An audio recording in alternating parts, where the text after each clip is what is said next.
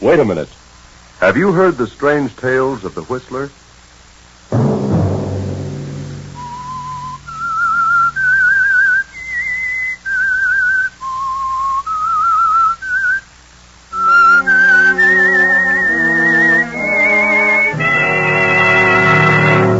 I'm the Whistler.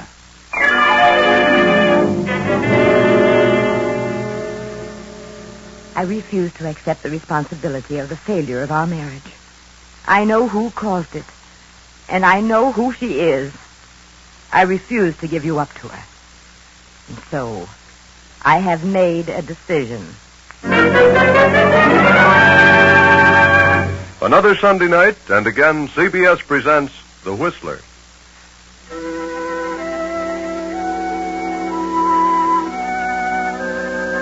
I, the Whistler, know many things, for I walk by night. I know many strange tales, many secrets hidden in the hearts of men and women who have stepped into the shadows. And so I tell you tonight the unusual story of the other woman. Olivia Martin paces the floor of her bedroom. She's been pacing for hours, and it is now long past midnight. Her husband, Fred Martin, did not come home to dinner. He was detained at his office on business. So he said. But Olivia knows that it isn't his advertising business that detains him. And she knows, too, that tonight will be the climax and the final crash of their marriage. The end of everything for Olivia. She knows what Fred is going to say tonight. For months she has been fearful of this moment. And now it has come. Olivia, you awake? Yes? Come in. I thought you might be asleep. How could I sleep? You know better than that. It's 1 o'clock, isn't it? Yes, Fred. I didn't realize it was that late. You don't usually bother to see if I'm awake. Don't I? For the past 2 months, you've passed right on to your own room. Yes. Yes, I guess I have.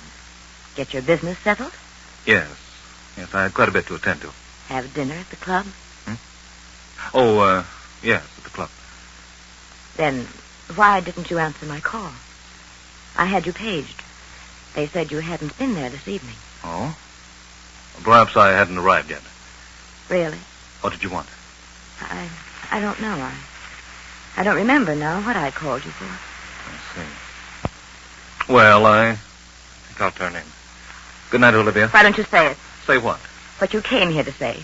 What makes you think I had anything particular to say? I know.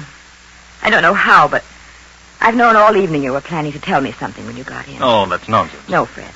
I've known for months this was coming. I know what sort of business detained you. Another woman. What? First, I believed you.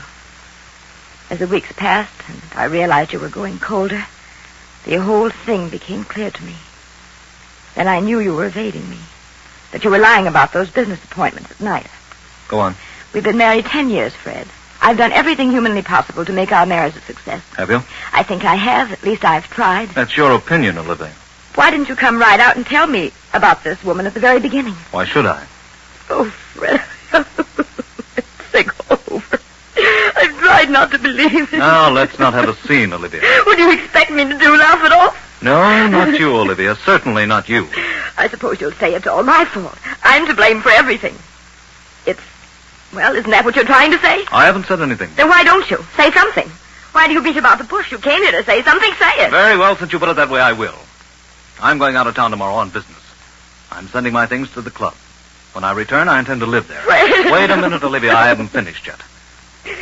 I want you to get a divorce on any grounds you please. Desertion or whatever you wish. Divorce? Do you mean that? I do. Very well. If that's the way you want it, there's nothing else I can do. No, Olivia, nothing. Good night.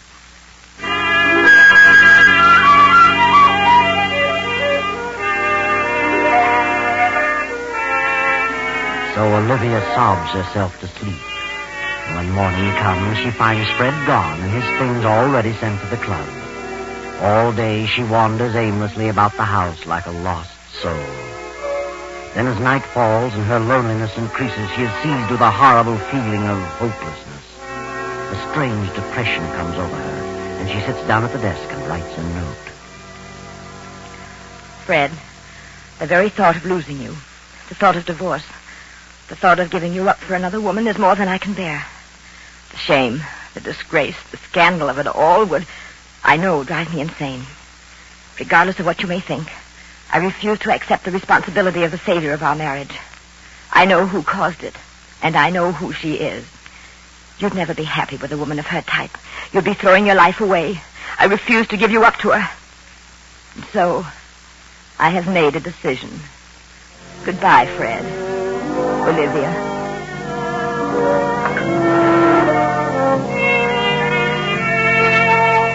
Olivia addresses the note to Fred at his club, steps out and drops it in the nearest mailbox. She wanders about for a while, then returns to the empty house, takes some sleeping tablets, and goes to bed. Then, the next morning at Fred's office, Doris, Fred's private secretary, is going over some papers. Yes? Very well, put him on. Hello? Yes, Mr. Goldberg. This is Doris Hammond. Mr. Martin's out of town for a few days. Yes. Well, Miss Bartow is head of the art department. I'll have her check on it right away. Yes. Yes, goodbye. Yes? Tell Rita Bartow to come in here, please. Miss Bartow isn't coming in today. She's staying home. Has a bad cold. Oh, I see. Well, we'll send Jack Mallory in then. Yes, Miss Hammond. You want to see me, Miss Hammond? Oh, yes, Jack. I understand Rita's ill, isn't coming in today. No, I guess not. Well, Mr. Goldberg over at Lake Laboratories wants to know which ad she intended to run next week. Only Rita knows about that. Perhaps we'd better send them over to Rita's apartment and have her select the one she wants to use. Very well. Who shall I send? Well, I don't know of anyone who'd rather go on that errand than you, Jack. Well, how'd it go if you insist? I don't think I have to insist, especially where Rita's concerned. All right. I'll run over there. I thought you would. Thanks, Doris. See you later.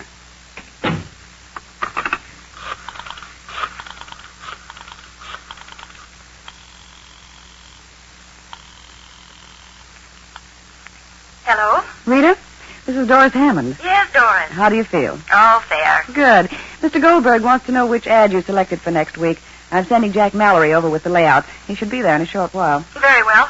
Now I've forgotten which it was. And send Jack back as soon as possible. He'll hang around all day if you don't. I will, don't worry. Goodbye. Bye.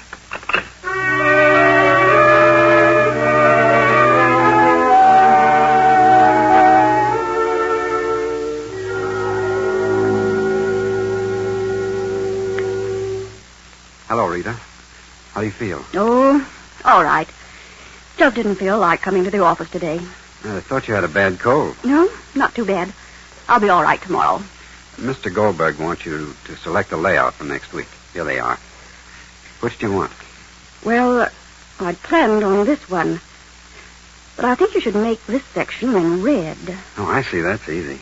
I'll fix it up in a jiffy. Stands out better this way. We'll use this one for the week following. Okay. You look mighty lovely, Rita. Thanks. Where were you going, all dressed up? Well, I've got to go out of town this afternoon on that Henderson deal. I wanted to put it off until next week, but Mr. Martin insisted that I get it settled as soon as possible. I'll be back on the afternoon plane tomorrow. You shouldn't be running around too much, darling. Well, I don't really have a cold. That's sinus. You've had a lot of trouble with that in the past year or so. Yes, there's nothing much can be done about it, I guess. Thank heavens it only strikes me in winter. Why don't you try a change of climate, Rita? Change of climate. I should think you'd like California. I've always wanted to go there. I've had an idea that I could do very well. Some nice jobs in the movie art departments. I'm not interested in movies. I thought about going out there and settling down, buying a nice little home and really enjoying life. Why should a bachelor do all that? You have ideas about getting married, Jack? Yes. Yes, I have, Rita. Good. I'm glad to hear it. What time does your plane leave? At 2. How about a little lunch while you're waiting? Something warm. Very well. Oh, leave your bag here. We'll pick it up later. All right. I've got something important to talk to you about, Rita. Important? Yeah. I got a nice raise this week. That's fine, Jack. I want to ask you a question about you and me. Yes? Go ahead. No, not now. Come on, we'll talk about it during lunch.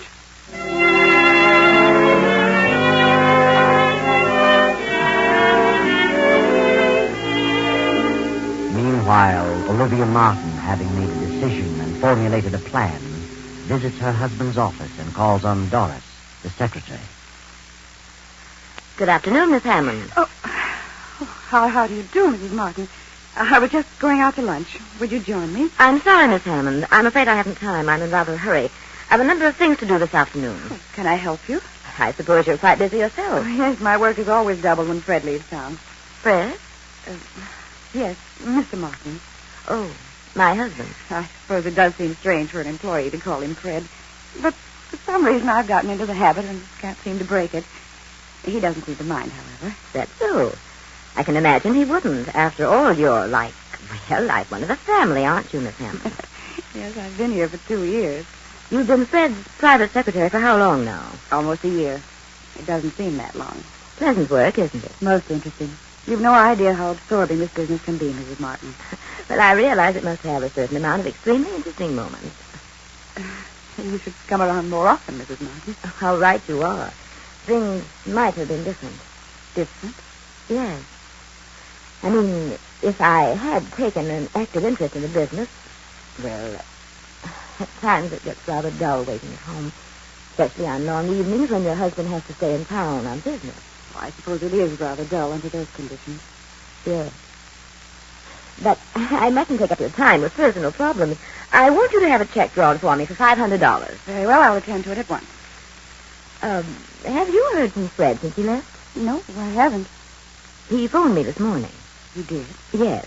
He left an important paper at home, and he knew I was flying to Detroit tonight to visit my relatives, so he wants me to drop it off for him at Buffalo. Buffalo?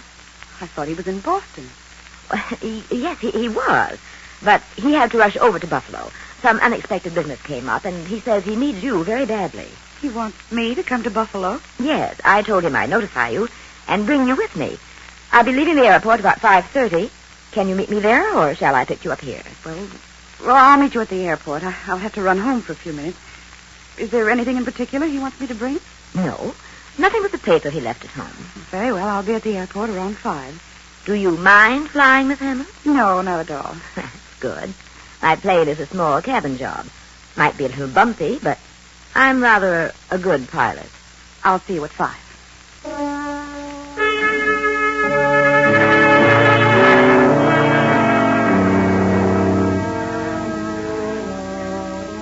Shortly after noon, rain begins to fall. Round 2, the storm becomes heavier. Then Jack returns. Jack Mallory, where on earth have you been? Do you know what time it is? Yes, I'm sorry. I got to talking and didn't realize the hour. Well, what about the layout? Did Rita select one? Yeah, this one. She made a couple of changes in it. So? What changed? Oh, nothing important. Just wanted this section set up in red. Stands out better. Yes, so it does. Well, I'd better put it through right away. I'm sorry to have been so late with it. I'm glad you got back with it before I left. Left? Well, where were you going? Mr. Martin phoned. He wants me to join him in Buffalo. Something important has come up. Buffalo? Mm-hmm. I thought he was in Boston. He had to run over there in a hurry. Buffalo, huh? Strange. What's strange? Huh? Oh, well, I mean his being in Buffalo. What's strange about it? Oh, I don't know. I suppose he could be in Buffalo. Well, what's the matter with you, Jack? Why? Oh, nothing at all. Here, lean over here. What? Why? A little closer. What's the matter? Well, of all things, now I've seen everything. You've actually had a drink. You of all people. Well, I don't approve of it as a rule, but I walked back from Rita's place. I got my feet a little wet in the rain. Felt kind of chilly. I was afraid I was catching cold, so I dropped in at a bar on the way back and had a drink. Oh, I hope you don't get sick. Can't afford to have you and Rita both out. No, that's right. A lot of work to be done this week. Here, take off that top coat. It's damp. Let me have it. Now hang it over the radiator. Well. What's wrong? How on earth did you do this? You've spilled ink on the front of your coat. Yeah. Well, what do you know? Fine thing. I just got it yesterday. I must have done that over at Rita's when I blocked that section in red. You'll have to get it out as soon as possible. Hand me a towel from that closet and dampen it. Oh, don't bother, Doris. I'll have it cleaned tomorrow. Get some of it out now. Thanks. Certainly hard to get off. Well, it's probably dried in by now. The cleaners can get it out. Strangest ink I ever saw. Doesn't seem to be ink. More like blood, if you ask me. Blood? Let me see. It is strange. Let me see that layout. It does seem a little darker than this on the card. Maybe the cloth has something to do with it. Perhaps. Better let the cleaners worry about it. What time are you leaving, Doris? In a few minutes. I'm flying from the airport around 5. Well, good luck, Doris. See you in a few days. Thanks, Jack. Take care of yourself. And lay off the liquor. That's bad stuff to get started on. Are you kidding? What do you think?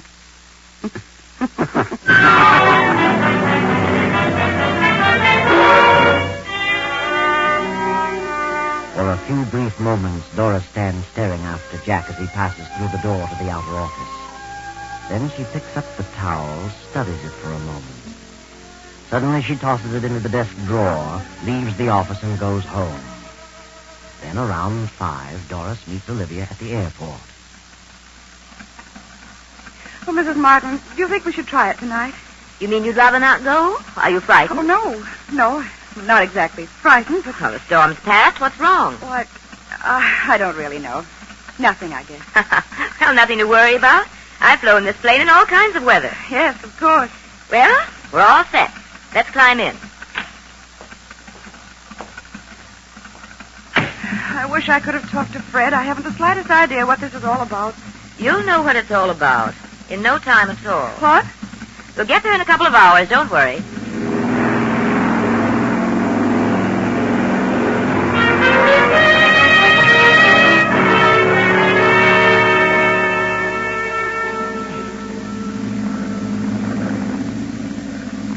How far have we come now? Oh, I don't know. About 75 miles, I should say. Where are we? I can't see a thing. We're not far from Monticello. How can you tell? Can you see that down there? No, not too well. I'm flying by instrument. I hope we don't run into a storm. Frankly, I don't like to be in a plane during a storm. Well, I don't know of anyone who really does. We could have taken a train. We could have, but on this particular trip, I was in somewhat of a hurry to get to my destination. Tell me, Doris.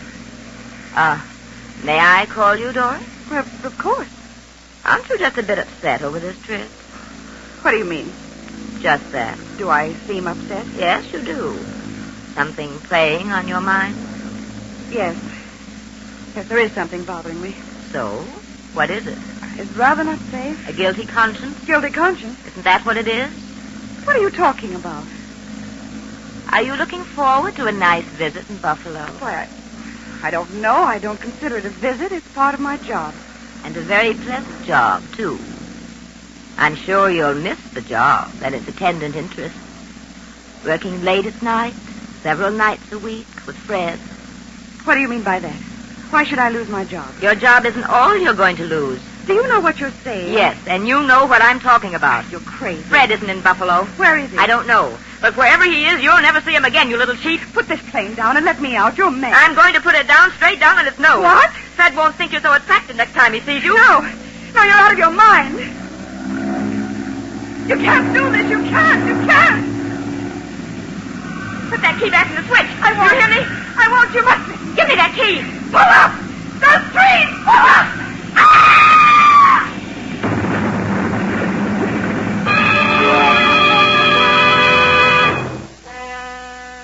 By some strange quirk of fate, Olivia is foiled in her plan of suicide and murder. A farmer rushes to the crash, finds Olivia thrown clear and still alive. Now, an hour later, in the farmhouse...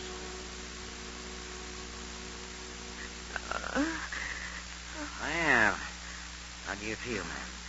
What? Why? Who are you? I'm Doc Sanders. Doctor? Where am I? You're on Jake Barrett's farm. Found you right after the crash. Believe me, you're mighty lucky. Lucky? What do you mean? You were thrown clear when you hit the treetops. Got off with a few scratches and a couple of rattling good bumps, but not a busted bone anyplace. What happened to my passenger? Well, I'm sorry to say she's dead. Dead. She's dead. Yeah, she wasn't as lucky as you. I'm lucky, am I? Don't you think so? No, I don't. I'm not lucky. That isn't the way. Oh, now, take it easy. I know how you feel, but you couldn't help it, ma'am. These things just happen sometimes. No, they don't just... What were you going to say, ma'am? Nothing. I wasn't going to say anything. Oh. Well, they located your husband, ma'am. Jake's driving you back to New York tonight. Now, you'll be all right.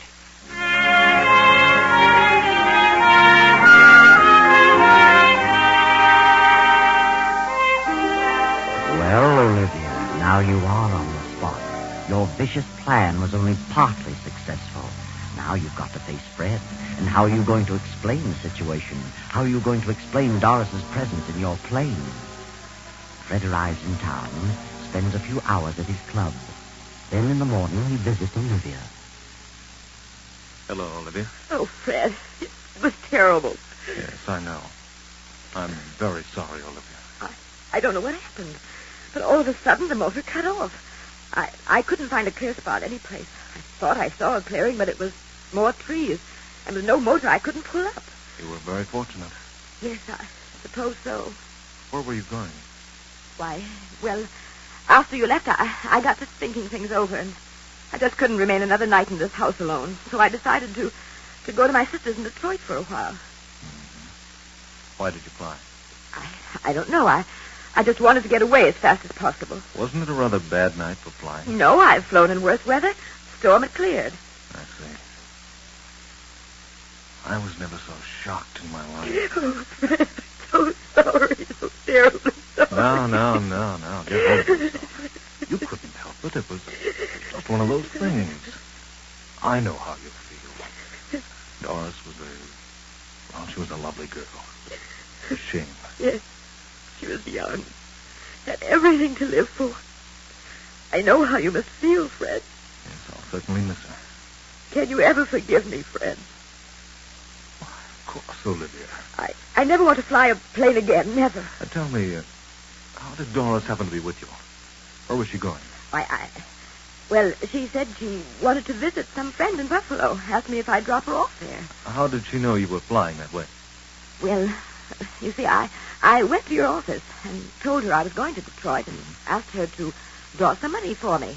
Told her I'd be glad to put her down in Buffalo, that's all. I can't imagine why she'd leave the office in the middle of the week to visit friends out of town. That wasn't like Doris. Maybe she had some business to attend to on the side. Maybe. Well, I can't imagine what it might be. Maybe it was personal business. Possibly. Olivia, are you telling me the truth? Why? What do you mean? Have you told me the real reason you wanted to leave town? Well, certainly. Weren't you, running from something? Well, what would I be running from? You were carrying out a plan, weren't you? Plan? What plan? Didn't you have a definite idea in mind when you wrote that note to me? Note. It seems you've forgotten the note. Why don't you tell me the truth, Olivia? Yes, I did make up my mind to do something terrible. I was going to kill her and myself. I couldn't stand it any longer. But after I mailed it to you, I seemed to come to my senses. I saw things clearly. Realized how awful such a thing would be. I just couldn't go through with it. So you decided to forget the idea and go on to Detroit? Yes. I swear I changed my mind about killing her. I couldn't be a murderer. You really expect me to believe that? Fred, you must believe me. You must, please. I know what you think, the note and everything that's happened. That note is certainly definite evidence against you. The note, yes. Oh, Fred, I swear I didn't. That's easy to say, but the note is too convincing. Where is the note? You must destroy it. Don't tell anyone about it, please, Fred. What time was it when you visited my office? Oh, I don't know. About noon, I think. And you mailed the note the night before? Yes. And you made up your mind to leave town. You went to the office, told Doris about it, and left at 5. Yes, that's right. And what did you do in the meantime? Oh, I can't remember. I'm so confused. I went shopping for a while. Are you sure? I don't know. I don't know, but I swear I changed my plan by the time morning came. You're going to have a hard time proving all that. It's the truth. Why shouldn't they believe the truth? The circumstances all tie in too well. We had separated the day before. I moved to the club. Several people knew about that. And in the note, you said you knew who the other woman was, and stated clearly what you intended to do about it. I know. Then how else can the police look at it? Police? What do they know about it? They've been putting two and two together. But the note. How do they know what's in the note? They were waiting for me when I got back from Boston. They had already found the note. They showed it to me. That's where you made your big mistake, Olivia. Fred, they really think I killed her? Murdered her? They do. What are they going to do? The detectives are here now. They want to talk with you. Detectives? Yes. Yes, I'll be calm. Very well. I'll come in, Captain Evans. Thank you. Olivia, this is Captain Evans. And this is Lieutenant Davis. How do you do? Good morning, Mrs. Martin. Did you gentlemen wish to see me? Yes, would like to ask you a few questions. Yes. Yes, of course. But I haven't done anything. I'm absolutely innocent. Yes, I know, Mrs. Martin. We don't want to upset you. Just answer a few questions. Very well. Is it true that your husband left you a few days ago with the idea that you were to get a divorce? Yes. He took up residence at his club? Yes. You believe that your husband was in love with another woman? I did. Did you know who that woman was? I did. Did you object to his leaving you, getting a divorce? Yes. Yes, I did. Well, after he left you, did you write this note to him? Yes, I wrote it, but I... You mailed it to his club? Yes. Next day, you got some money at his office, about noon, and exactly 5 o'clock, you took off in your plane. Yes, but I'd changed my mind. I couldn't go through with it, and I didn't. I swear I didn't. Where were you, Mrs. Martin, between noon and 5 o'clock? I went about town. I did a little shopping. I don't remember what else I did. Can you prove where you were during that period? No, I don't see how I could. No one was with you during that time. Did you frequent any establishment where you were known? No, I didn't. I saw no one I knew. Are you sure, Olivia? I'm positive. What difference does it make where I was between noon and 5 o'clock? It makes a lot of difference. Because it was about that hour that Rita Bartow was stabbed to death in her apartment. Rita Bartow? The head of the art department? That's right. The weapon's not been found, and there were no clues to the identity of the murderer, excepting your note to your husband. But Rita Bartow? What have I to do with her? You said in your note here that you knew who the woman was. Rita Bartow was the other woman. What? Then what about... What about who? What were you going to say? Nothing. I wasn't going to say anything. Not one thing. Oh, yes, you were, Olivia. Yes, you were. You were going to say that you killed the wrong woman. Poor, innocent Doris Hammond. Of course, we know you didn't kill Rita Bartow, because Jack Mallory killed her when she turned him down and said she was going to marry Fred Martin. And Doris was the only one who knew about the bloodstains on Jack's coat. She was the only one who could have pinned it on Jack and cleared you, Olivia. But Doris is dead now, and you killed her. Killed the very one who could have saved you. What a shame.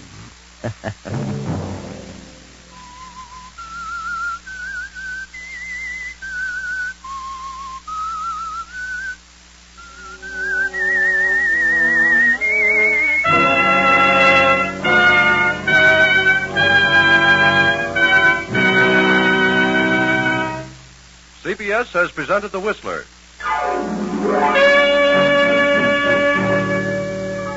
Next week, same time. I, the Whistler, will return to tell you another unusual tale. Good night. This is the Columbia Broadcasting System.